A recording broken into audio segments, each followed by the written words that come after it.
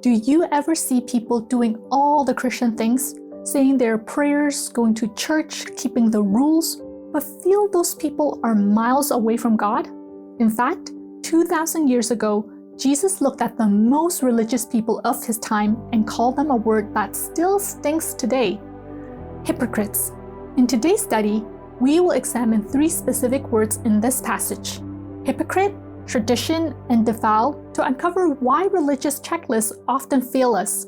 We're going to look at why the rules we built to protect our faith can actually become the very things that pull us away from God's heart. Now, this is part 16 of our 40-part journey through the Gospel of Mark. Each of these lessons is a building block, so if you're just joining us, I highly recommend you going back to part 1 to get the full context of Jesus' life and mission. But for now, let's start with reading the passage together. Mark chapter 7, verse 1 to 23. Now, when the Pharisees and some of the scribes who had come from Jerusalem gathered around him, they noticed that some of his disciples were eating with defiled hands, that is, without washing them. For the Pharisees and all the Jews do not eat unless they wash their hands, thus observing the tradition of the elders. And they do not eat anything from the market unless they wash. And there are also many other traditions that they observe: the washing of cups and pots and bronze kettles and beds. So the Pharisees and the scribes asked him, "Why do your disciples not walk according to the tradition of the elders, but eat with defiled hands?" He said to them, "Isaiah prophesies rightly about you hypocrites, as it is written, 'This people honors me with their lips, but their hearts are far from me. In vain do they worship me, teaching human precepts as doctrines. You abandon the commandment of God and hold to human tradition." Then he said to them, "You have a fine way of rejecting the commandment of God in order to keep your tradition. For Moses said, 'Honor your father and your mother,' and 'Whoever speaks evil of father or mother must surely die.' But you say that if anyone tells father or mother, 'Whatever support you might have had from me is korban,' that is, an offering to God, then you no longer permit doing anything for a father or mother, thus nullifying the word of God through your tradition that you have handed on. And you do many things like this." Then he called the crowd again and said to them, "Listen to me, all of you, and understand, there is nothing outside a person that by going in can defile, but the things that come out are what defile." When he had left the crowd and entered the house, his disciples asked him about the parable. He said to them, "So, are you also without understanding? Do you not see that whatever goes into a person from outside cannot defile, since it enters not the heart, but the stomach, and goes out into the sewer?" Thus he declared all foods clean.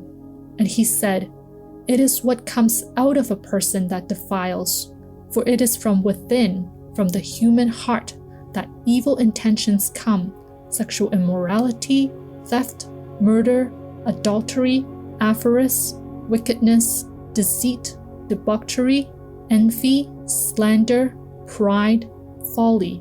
All these evil things come from within, and they defile a person."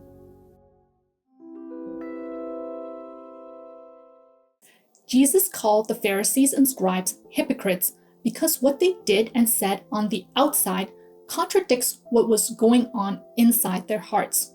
In previous accounts, these religious leaders again and again chose to focus on the outward observance of traditions while ignoring God's central intent in his commands to love God and love people.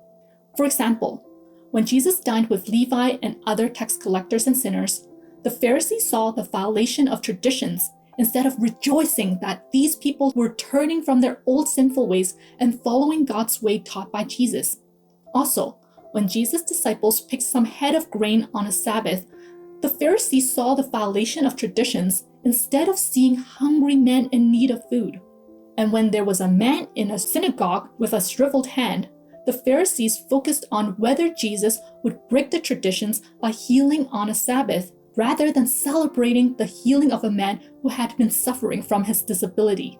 The Pharisees and the scribes focused so much on what was on the outside that they neglected what was on the inside. They found so much pride, security, and superiority from keeping the traditions that they drifted further and further away from God's heart of love. The traditions were the outermost layer of what is much more important at the core, which was the loving relationship between God and the Israelites. Let's use marriage as an analogy to help you understand this. At the center of marriage is the love between a man and a woman. Because of this love, the two entered into a marriage relationship, and their covenant is solidified with some solemn vows. As the couple continues life together, they establish concrete steps and schedules, such as setting up household chores, planning regular date nights, setting aside intentional time for deep conversations, establishing rules to not use certain harsh words or hurtful comments, etc., to ensure they can practically live out their vows, establish their marriage, and build upon their love for each other. Likewise, the love between God and the Israelites is the core of why everything else was established. Because of this, they entered into a covenant where God promised to be the Israelites' God, and the Israelites promised to be God's chosen people. The covenant was then solidified by vows from both sides. God vowed the Israelites would be his chosen people and treasured possession, whom he would bless and protect. And the people vowed to love God by keeping God's law, which was detailed as commandments, statutes, and rules, so that they could practically live out their covenant of love with God. But the Israelites were not able to keep the law because of the sin in their hearts. Their hearts rebelled against God, which led them to do evil in the eyes of the Lord and to worship idols. This damaged their relationship with God to the point where God allowed other nations to conquer them and to exile them to foreign lands. During their exile, the Jews remembered God's warning through the prophets and realized that they had broken their covenant with God. When God finally gathered them back to the promised land, they did not want to violate the law again. Therefore, elders set up additional traditions on top of God's commandments, statutes, and rules to prevent Jews from breaking the law. Traditions were supposed to be helpful for giving guidance to those who did not know how to apply the law into their daily lives. But we will see in the next session why this added layer of prevention was not effective in solving the core problem. The Pharisees and scribes took pride in keeping the tradition of the elders. They thought by doing this, they were keeping the God-given law, winning God's favor, and building a good relationship with Him. But just as the law was not able to keep men in a loving relationship with God, the additional layer of traditions on the outside was also not able to do so either. The religious leaders thought a strong set of traditions could prevent the people from being defiled, which means becoming unacceptable to God. But Jesus gathered everyone to proclaim the truth that it is not anything on the outside that defiles us, but rather the defilement is from within the human heart. Nothing added on top could fix our relationship with God because the problem comes from the inside, not from the outside. The human heart would even set up traditions that seem to honor God, but in reality were established to serve their own selfish or prideful purposes that opposed God's commandments. Jesus used the tradition of Corban as an example. This tradition allowed people to dedicate property to God where they did not need to actually sell the property, but only express the intention to dedicate the property to God. But Jesus saw into their hearts and knew that their motivation for setting up this tradition was not to honor God, but on the contrary, it was to evade God's command to honor their father and mother. They used Corban as an excuse to not provide for their parents since the property would become off limits according to this tradition. The sin from within our hearts can even take advantage of and manipulate the traditions which was supposed to guide people in keeping the law and turn it into a means to break the law, a burden for people to carry, and a way to feed one's pride by claiming moral superiority. The Jews identified themselves as God's people by keeping the law and traditions. Everything they did assured them that they belonged to God, from what they ate, wore, and touched, to where they went and who they interacted with. But when Jesus said that nothing outside a person can defile them by going into them, this points to the fact that both the traditions and the law cannot truly make us acceptable to God. On top of that, when Jesus says, "Rather, it is what comes out of a person that defiles them," this explains what makes us unacceptable to God is from within ourselves. Just like no additional marriage law or agreement could save a broken marriage, no additional rules could save our relationship with God. The relationship cannot be fixed from the outside. It can only be mended from the inside out. Therefore, in order to save this broken relationship, there needs to be a powerful internal transformation.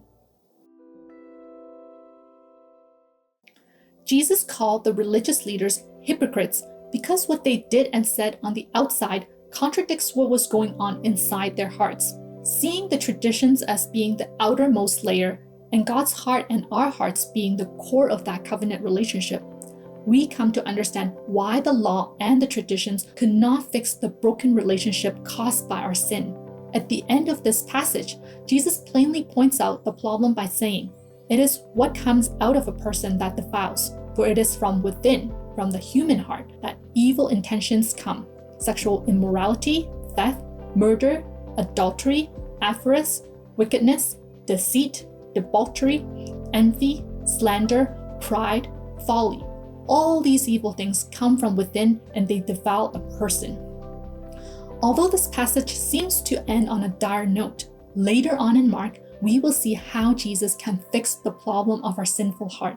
A lot of times, we might focus on what we should do to please God. And it is important to consider what is right in God's eyes. The humble and thorough study and meditation of the law can help us understand God's will and righteousness. But sometimes we focus on the what and the how because it is outward and obvious, readily seen and judged by others. If we're not careful, we can confuse pleasing others with pleasing God. God does not look at the outside. He looks inside our hearts. And it is hard for us to assess and reflect upon where our motivation comes from. But through honest and deep self-reflection, we will be able to recognize what is going on in our own hearts. And when we make the choice to love God with all our heart through faith in Jesus, then all that flows out of us, all that we think, do, and say will naturally be in accordance with God's will and bring joy to God's heart.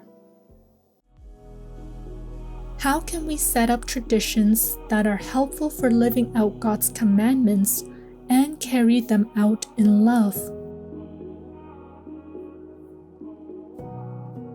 If you feel comfortable, please share your reflection in the comment section below.